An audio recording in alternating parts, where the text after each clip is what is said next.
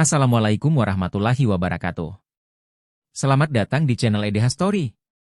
Cerita kali ini terinspirasi dari kisah nyata. Namun, untuk menjaga privasi semua pihak, nama tempat dan karakter telah kami ubah. Jika terdapat kesamaan dengan kejadian atau tokoh tertentu, hal tersebut hanyalah kebetulan semata.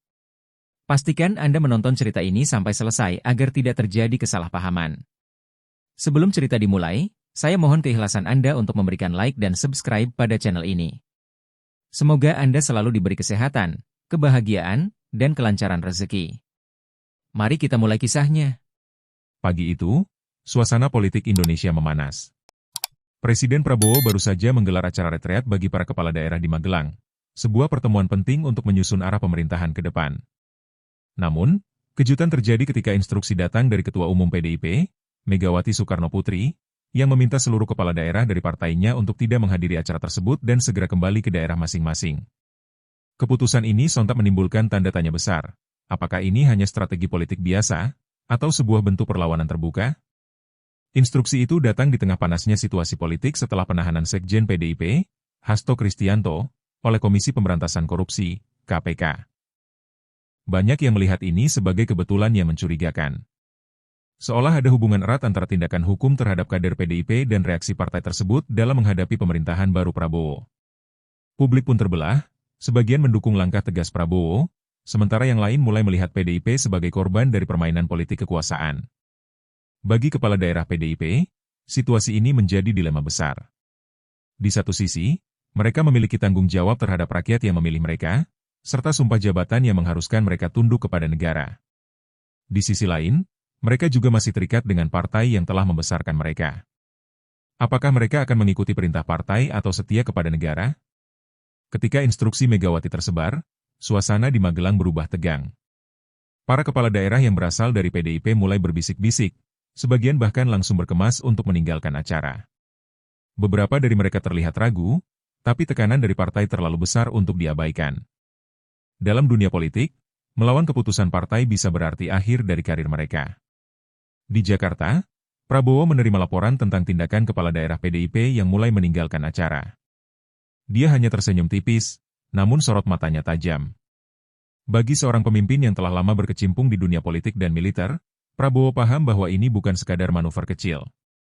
Ini adalah ujian pertama dalam kepemimpinannya, seberapa besar otoritasnya diakui oleh para pejabat negara, atau apakah mereka masih lebih tunduk kepada kekuatan partai? Sementara itu, di markas besar PDIP, Megawati dan jajaran petinggi partai berdiskusi intens. Mereka tahu bahwa tindakan mereka akan memicu reaksi keras dari pemerintahan Prabowo, tetapi bagi mereka, ini adalah pertaruhan yang harus diambil.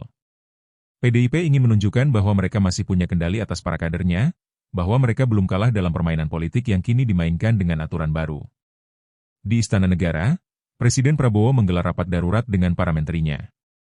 Menteri Dalam Negeri, Kepala Staf Kepresidenan, serta beberapa petinggi militer hadir dalam ruangan tersebut. Prabowo menatap mereka satu persatu sebelum berbicara dengan nada datar namun tegas, apa yang kita lihat hari ini bukan sekadar pembangkangan.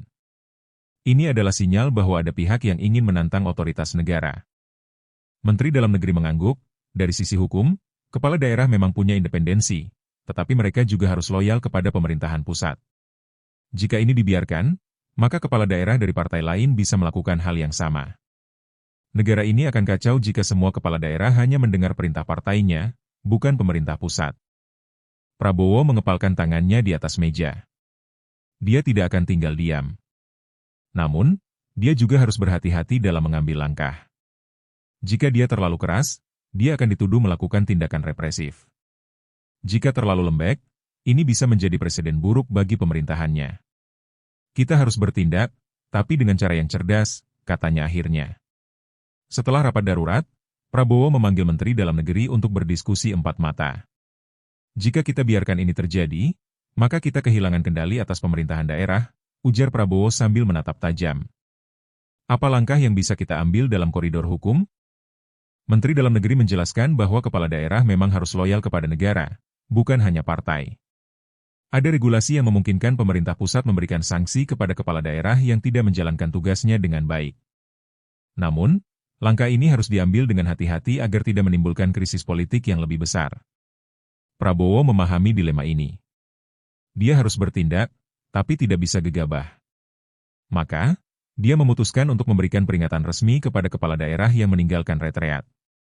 Jika mereka tetap membangkang, langkah lebih tegas akan diambil. Sementara itu, di markas PDIP, Megawati menerima laporan bahwa Prabowo tidak tinggal diam. Beberapa petinggi partai mulai khawatir, tetapi Megawati tetap tenang. Prabowo bisa mencoba mengancam, tapi jangan lupa, kita masih punya pengaruh yang besar di parlemen, ujarnya. PDIP mulai menyusun narasi bahwa apa yang dilakukan pemerintahan Prabowo adalah bentuk pembungkaman politik.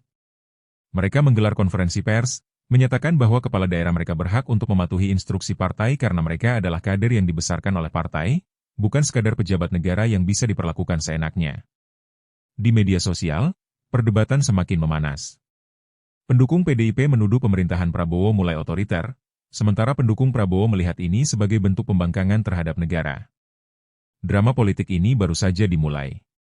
Beberapa kepala daerah PDIP mulai merasa terjepit.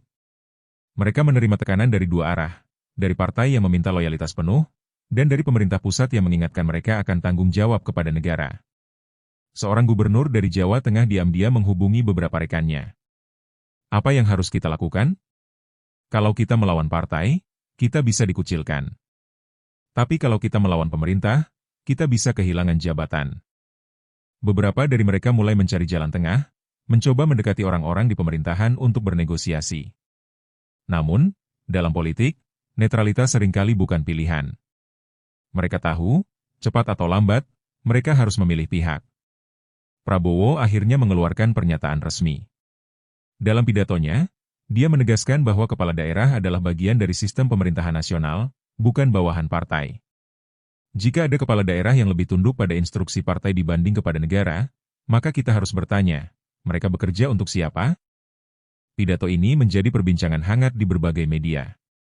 Pemerintah mulai melakukan evaluasi terhadap kinerja kepala daerah yang meninggalkan acara di Magelang.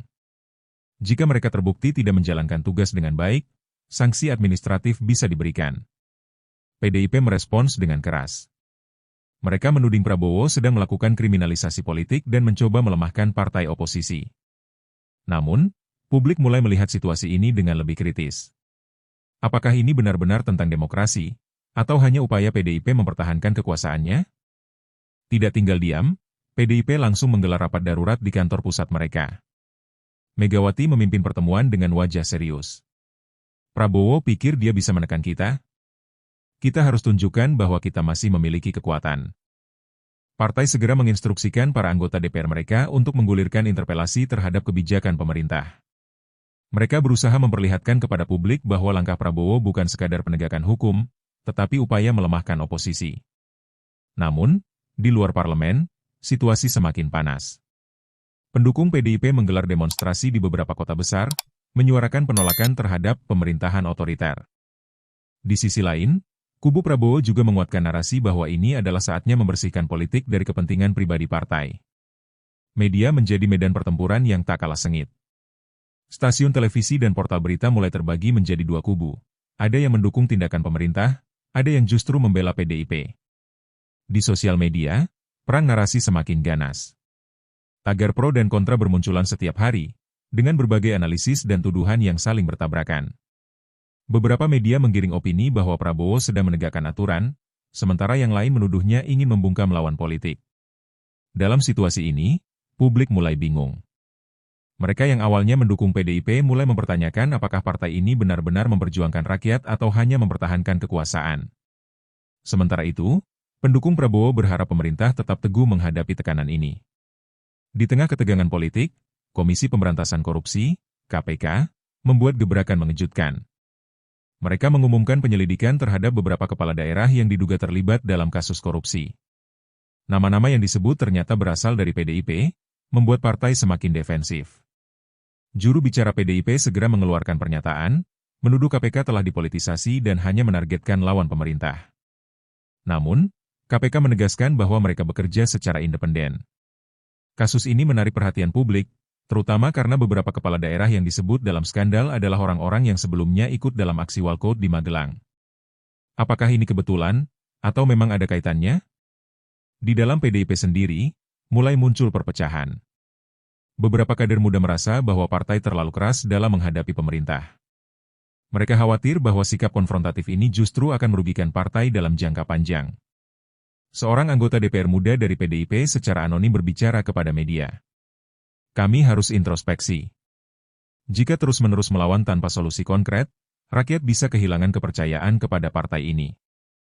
Namun, suara-suara seperti ini segera ditekan oleh petinggi partai. Bagi mereka, menunjukkan kelemahan di saat genting adalah kesalahan besar. Megawati menegaskan bahwa partai harus tetap solid jika ingin bertahan dalam perpolitikan nasional. Di sisi lain, beberapa kepala daerah dari PDIP mulai merasa terjepit. Mereka sadar bahwa melawan pemerintah pusat bisa berisiko bagi posisi mereka. Beberapa dari mereka, secara diam-diam, mulai mencari cara untuk berdamai dengan Prabowo. Suatu malam, 3 gubernur dari PDIP diam-diam bertemu dengan seorang pejabat senior di Istana Negara. Mereka ingin tahu, apakah ada jalan tengah yang bisa diambil agar mereka tetap bisa menjalankan tugas tanpa harus menghadapi sanksi dari partai? Prabowo mendengar laporan ini dan tersenyum tipis. Dia tahu bahwa tekanan yang dia berikan mulai membuahkan hasil. Namun, dia juga sadar bahwa langkah berikutnya harus dilakukan dengan cermat agar tidak membuat situasi semakin panas. Di DPR, PDIP mencoba menggandeng partai lain untuk menggulirkan hak angket terhadap kebijakan pemerintah. Mereka berharap bahwa dengan menggalang dukungan dari partai-partai lain, mereka bisa menekan Prabowo agar mundur dari kebijakan tegasnya. Namun, tidak semua partai mau terlibat dalam konflik ini. Beberapa partai yang sebelumnya dekat dengan PDIP justru mulai menjauh, karena mereka tidak ingin berhadapan langsung dengan pemerintahan baru yang sedang kuat. Situasi ini membuat PDIP semakin frustrasi.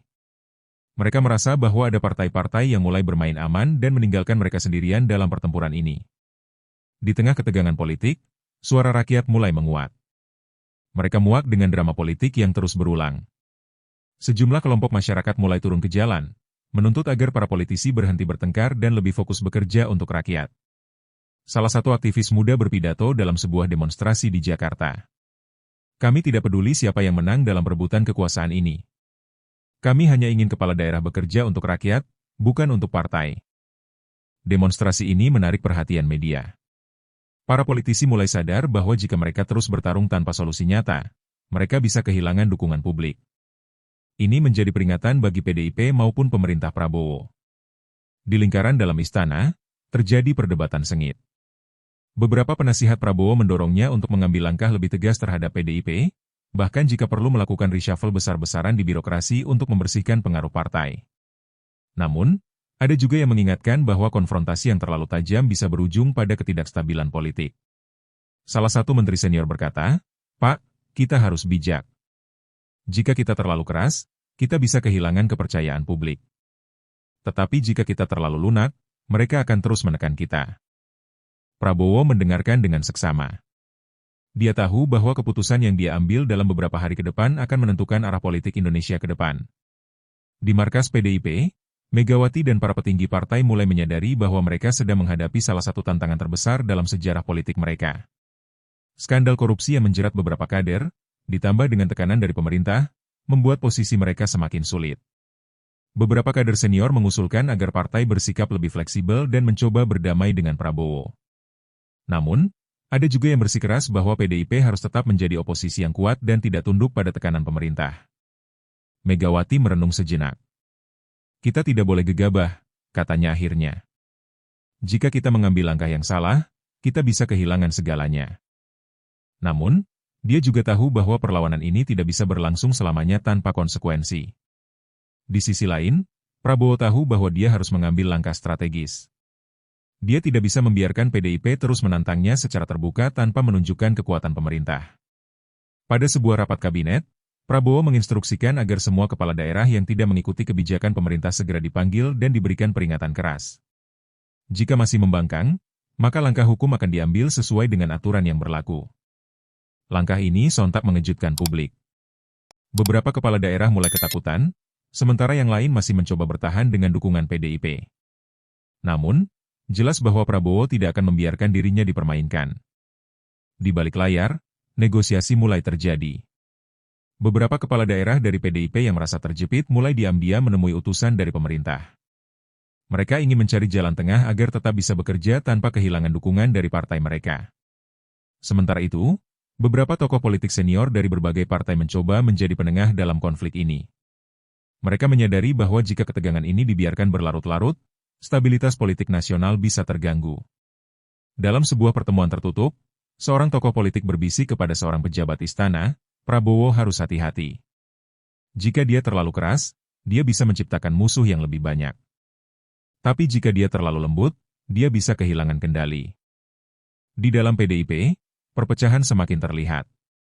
Beberapa kepala daerah mulai terang-terangan menyatakan bahwa mereka akan tetap menjalankan tugas sesuai dengan arahan pemerintah, meskipun partai mereka memerintahkan sebaliknya. Sikap ini membuat Megawati marah. Mereka lupa siapa yang membawa mereka ke posisi ini, katanya dengan suara tinggi dalam sebuah pertemuan partai.